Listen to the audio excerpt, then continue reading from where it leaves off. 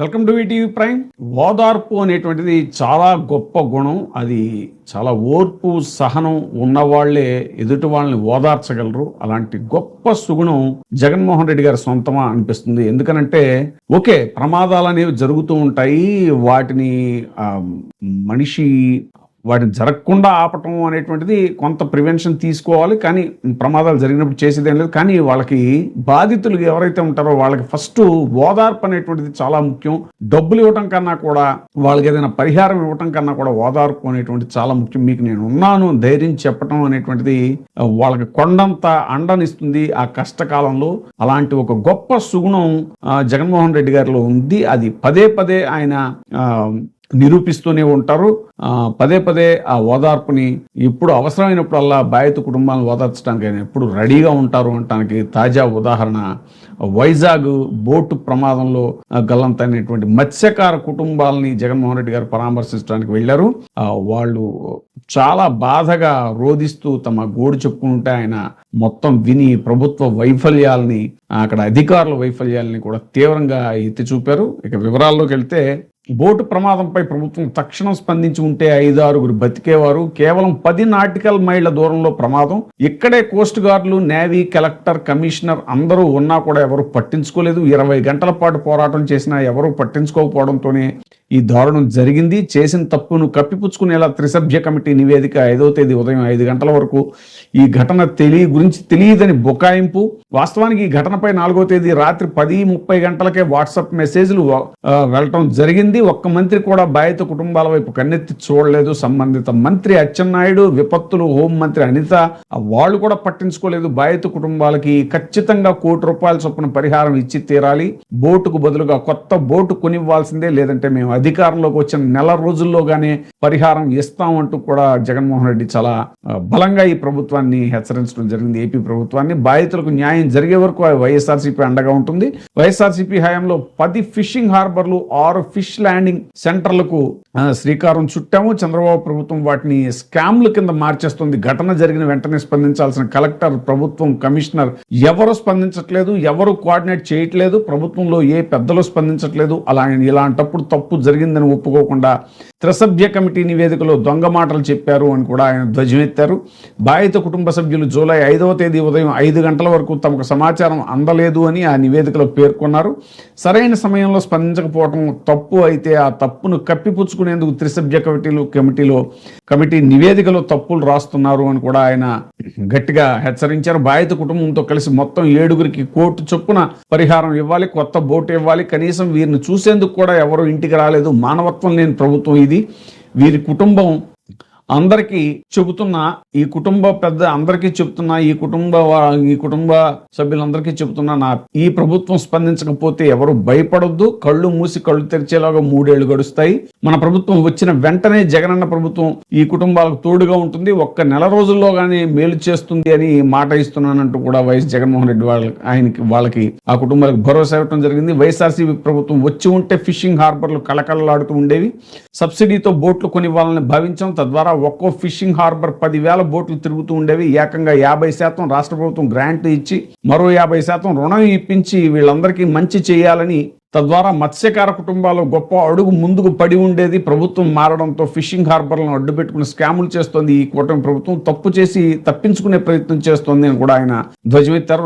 రాత్రి 10 గంటల 30 నిమిషాలకు అసోసియేషన్ అధ్యక్షుడు జానకీరామ్ కలెక్టర్కు, మెరైన్ సిఐకి మెసేజ్ పెట్టారు. ఆ మెసేజ్ కూడా చూపించారు జగన్మోహన్ రెడ్డి గారు. గంగవరం పోర్టుకు సమీపంలో బోటు ప్రమాదం జరిగిందని తెలుపుతూ సహాయక చర్యలు చేపట్టాలని కోరారు. విశాఖలో తూర్పు నావికాదళం ప్రధాన కేంద్రం ఉంది, అంటే అక్కడే నేవీ ఉంది, కోస్ట్ గార్డ్ ఉంది, హెలికాప్టర్లు ఉన్నాయి, కలెక్టర్లు, కమిషనర్లు ఉన్నారు. ఇంతమంది ఇక్కడే ఉండి కేవలం 10 నాటికల్ మైళ్ళ దూరం వెళ్తే వీళ్ళని కాపాడుకునే పరిస్థితి ఉండేది.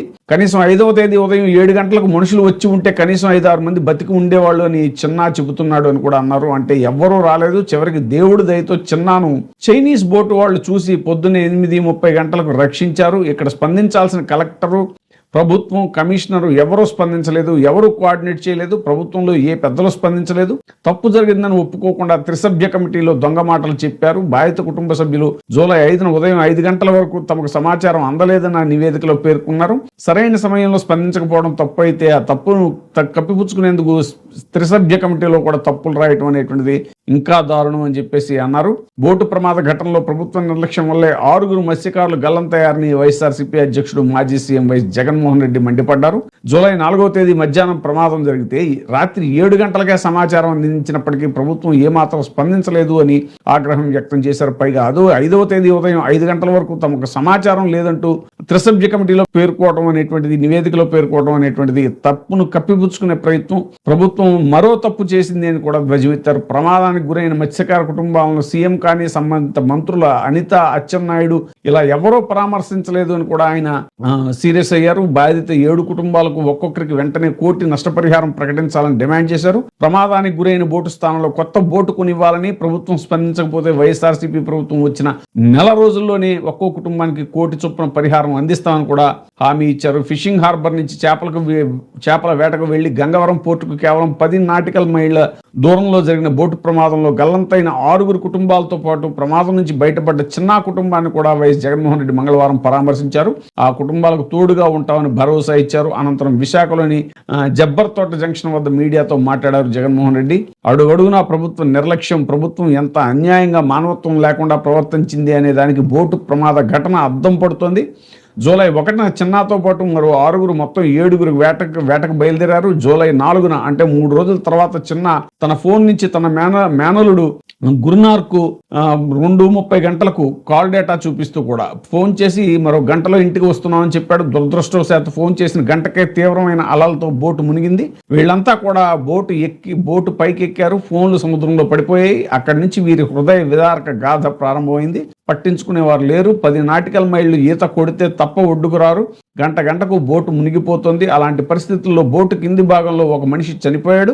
మిగతా వారు అక్కడి నుంచి ఈత కొట్టడం మొదలుపెట్టారు. గంటలో ఇంటికి వస్తానన్న మనిషి 3 గంటలైనా రాకపోయేసరికి వీరి మేనలుడు తిరిగి ఫోన్లు చేయడం మొదలుపెట్టాడు. ఆ పక్కన ఫోన్లు రిసీవ్ చేసుకునే పరిస్థితి లేదు. ఈ పరిస్థితుల్లో వారి కుటుంబీకులు అధికారులకు విన్నవించే ప్రయత్నం చేశారు. రాత్రి 7 గంటలకు మత్స్యశాఖ అధికారులను కలిసి విన్నవించినా ఎవరూ స్పందించలేదు. 7 కలిసి వేటకు వెళితే ప్రమాదానికి గురై 20 గంటల పైచిలకు సముద్రంతో యుద్ధం చేసి ఒక్కడే తిరిగి వచ్చారు. ఆదుకోవాలని సమాచారం ఇచ్చిన ప్రభుత్వం స్పందించలేదు. ఆదుకున్న పాపాన పోలేదు. సకాలంలో స్పందించి ఉంటే 5 బతికి ఉండేవాళ్ళు. ఈ ప్రభుత్వానికి మానవత్వం ఉందంటూ కూడా ధ్వజమెత్తారు. తోడుగా ఉన్నామన్న భరోసా కూడా ఇవ్వట్లేదు ఈ ప్రభుత్వం అనేటువంటిది.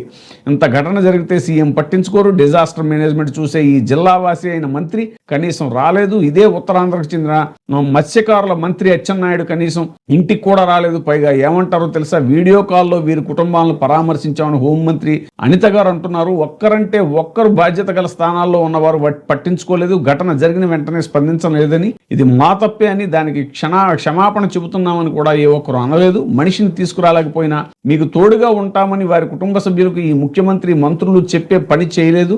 ఇది ఈ రోజు రాష్ట్రంలో జరుగుతున్నటువంటి పరిస్థితి. పైగా ముష్టి వేసినట్టు ఎక్స్గ్రేషియా కింద 5-10 లక్షలు ఇచ్చి చంకలు గుద్దుకుంటున్నారు. గతంలో చంద్రబాబు ప్రభుత్వం అధికారంలో ఉన్నప్పుడు మత్స్యకారులు చనిపోతే నష్టపరిహారం కింద 5 లక్షలు ఇచ్చేవారు.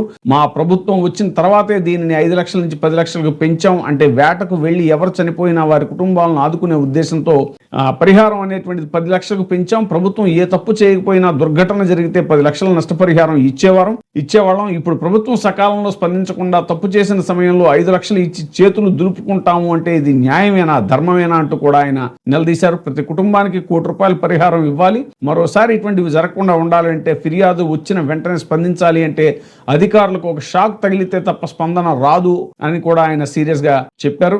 సీరియస్ గా చర్యలు ఉంటాయనేది ప్రభుత్వం చెయ్యాలి. ప్రభుత్వం అనేది రోల్ మోడల్ గా ఉండాలి. తప్పు చేసే ప్రభుత్వం ఉండకూడదు. చనిపోయిన 6 మత్స్యకార కుటుంబాలకు 1 కోటి చొప్పున నష్టపరిహారం ఇవ్వాలి. బాధిత కుటుంబంతో కలిపి మొత్తం 7 ప్రతి ఒక్కరికి 1 కోటి ఇవ్వాలి. కొత్త బోట్ ఇవ్వాలి. కనీసం వీరిని చూసేందుకు కూడా ఎవరు రాలేదు అనేటువంటిది కూడా ఆయన పదే చెప్పారు. కళ్ళు మూసి కళ్ళు తెరిచేలా ఒక 3 ఏళ్లు గడిచిపోతాయి. మన ప్రభుత్వం వచ్చిన వెంటనే జగనన్న ప్రభుత్వం ఈ కుటుంబాలకు తోడుగా ఉంటుంది. ఒక నెల రోజుల్లోగా మేలు చేస్తుంది. నాది బాధ్యత, ఖచ్చితంగా చేస్తామని మాట ఇస్తున్నా అంటూ కూడా ఆ మత్స్యకార కుటుంబాలకు భరోసా ఇచ్చారు. ఇలాంటి వాటికే ఫుల్ స్టాప్ పెట్టాలని మన హయాంలో మత్స్యకారుల కోసం ఏకంగా 10 ఫిషింగ్ హార్బర్ల నిర్మాణం ప్రారంభించాం. నెల్లూరు జిల్లాలో జువ్వలదిన్నె, గుంటూరులో నిజాంపట్నం, కృష్ణా జిల్లాలో మచిలీపట్నం, తూర్పుగోదావరి జిల్లాలో ఉప్పాడ, శ్రీకాకుళం జిల్లాలో బుడగట్లపాలెం, మంచినీళ్లపేట, అనకాపల్లి జిల్లాలో పూడిమడక, ప్రకాశం జిల్లాలో కొత్తపట్నం, ఓడరేవు, ఈ పశ్చిమ గోదావరి జిల్లాలో బియ్యపు తిప్ప, ఇలా 10 ఫిషింగ్ హార్బర్లకు శ్రీకారం చుట్టి వేగంగా పనులు చేయడం మొదలుపెట్టాం. ఇవి కాకుండా 6 ఫిష్ ల్యాండింగ్ సెంటర్లు చింతపల్లి, భీమిలి, రాజయ్యపేట, దొండవాక, ఉప్పల్లంక, రాయదరువు ప్రాంతాల్లో పనులు చేయించడానికి శ్రీకారం చుట్టాం. మన వాళ్ళకి ఫిషింగ్ హార్బర్లు అందుబాటులోకి వస్తున్నందున సబ్సిడీతో బోట్లు కొనివ్వాలని కూడా భావించాం. వైఎస్ఆర్సీపీ ప్రభుత్వం వచ్చి ఉంటే ఒక్కో ఫిషింగ్ హార్బర్లో 10,000 బోట్లు తిరుగుతూ ఉండేవి. ఒక్కో బోటుకు 7-8 మందిని ఓనర్లను చేసి ఏకంగా 50% రాష్ట్ర ప్రభుత్వం గ్రాంట్ ఇచ్చి మరో 50% రుణం ఇప్పించి వీళ్ళందరికీ మంచి చేయాలని భావించాం. దీంతో మత్స్యకార కుటుంబాల్లో గొప్ప అడుగు ముందుకు పడి ఉండేది. కానీ ప్రభుత్వం మారింది, ఇప్పుడు స్కాములు జరుగుతున్నాయి. రాష్ట్ర ప్రభుత్వం మారడంతో ఈ రోజు ఏం జరుగుతోందో చూస్తున్నాం. ఆ ఫిషింగ్ హార్బర్లను స్కాములుగా మారుస్తూ అమ్ముతున్నారు. జువ్వలదిన్నె ఫిషింగ్ హార్బర్ ద్వారా చేపల వేటకు వెళ్లే మత్స్యకారులకు బోట్లు కొనిచ్చి బోట్ల పార్కింగ్ కోసం వాడాల్సిన ప్రాంతాన్ని ప్రైవేటుకు కట్టబెట్టడం ద్వారా స్కాములు చేస్తూ చంద్రబాబు అమ్మే ప్రయత్నం చేస్తున్నారు. దీని గురించి రాష్ట్రంలో ఉన్న ప్రతి పేదవాడు ఆలోచించాలి అని కూడా ఆయన చెప్పారు. మన ప్రభుత్వంలో పలాస ఎమ్మెల్యే, మత్స్యశాఖ మంత్రి శ్రీధరి అప్పలరాజు ఘటన చూస్తే మత్స్యకారులు పరిస్థితి ఎంత దారుణంగా ఈ ప్రభుత్వం వాళ్ళని హింసిస్తోందో అర్థమవుతోంది. శ్రీధరి అప్పలరాజు 18 ఏళ్ల కొడుకు బైకు నడుపుతూ దురదృష్టవశాత్తు ఢీకొట్టడంతో ఒక మనిషి చనిపోయారు. జరిగిన సంఘటన కరెక్టే, రైటే అని నేను చెప్పను. అయితే ప్రభుత్వం ఏకంగా మర్డర్ కేసులు పెట్టి ఇరికించే ప్రయత్నం చేసింది. చివరికి జడ్జి జోక్యం చేసుకుని మర్డర్ కేసు ఎలా పెడతారా అని తిట్టి సెక్షన్ మార్పించారు. ప్రభుత్వం ఎంత కక్షపూరితంగా వ్యవహరిస్తోందో మత్స్యకారులందరూ ఆలోచించాలని కోరుతున్నాను అని కూడా ఈ సందర్భంగా జగన్మోహన్ రెడ్డి చెప్పడం జరిగింది. జువ్వలదిన్నెలో తమిళనాడు నుంచి బోటు వచ్చి మన మత్స్యకారులను ఇబ్బంది పెడుతుంటే ఆ బోటును పట్టుకుని పోలీసులకు అప్పగించారు మత్స్యకారులు. ఆ బోటును విడిపించింది ఎవరో తెలుసా? టీడీపీకి చెందిన వీళ్లే. నెల్లూరు జిల్లాకు లోకేష్ వెళతారు. ఆ మరుసటి రోజు బోటు రిలీజ్, పోలీస్ స్టేషన్ లో పెట్టిన బంగారం దొంగతనం అయినట్టుగా బోటు మాయమైపోతుంది. దానికి కారణం ఎవరయ్యా అంటే లోకేష్. అదే టీడీపీకి చెందిన రాజ్యసభ ఎంపీ. మత్స్యకార కుటుంబాలకు వైఎస్ఆర్సీపీ ఆర్థిక సహాయం కూడా ప్రకటించింది. చిన్నాకు ఒక్కో కుటుంబానికి, చిన్నాతో సహా ఒక్కో కుటుంబానికి 7 లక్షలు పార్టీ నుంచి సహాయం కూడా ప్రకటించారు. సో ఇలాగా జగన్మోహన్ రెడ్డి గారు ప్రతి అంశంలోనూ మత్స్యకార కుటుంబాలకు అండగా ఉంటాము అనేటువంటిది, ఆ బాధిత కుటుంబాలకు భరోసా ఇవ్వటం అనేటువంటిది వాళ్ళలో కొండంత ధైర్యాన్ని నింపింది అనేటువంటిది కూడా స్థానికులు అలాగే అక్కడ ఉన్న ప్రజా సంఘాలు అందరూ కూడా జగన్మోహన్ రెడ్డిని అభినందించడం జరిగింది. ఇప్పుడే సబ్స్క్రైబ్ చేయండి, లైక్ చేయండి, షేర్ చేయండి. VTV ప్రైమ్, నీ ఉత్తమాభిరుచుల సమ్మేళనం.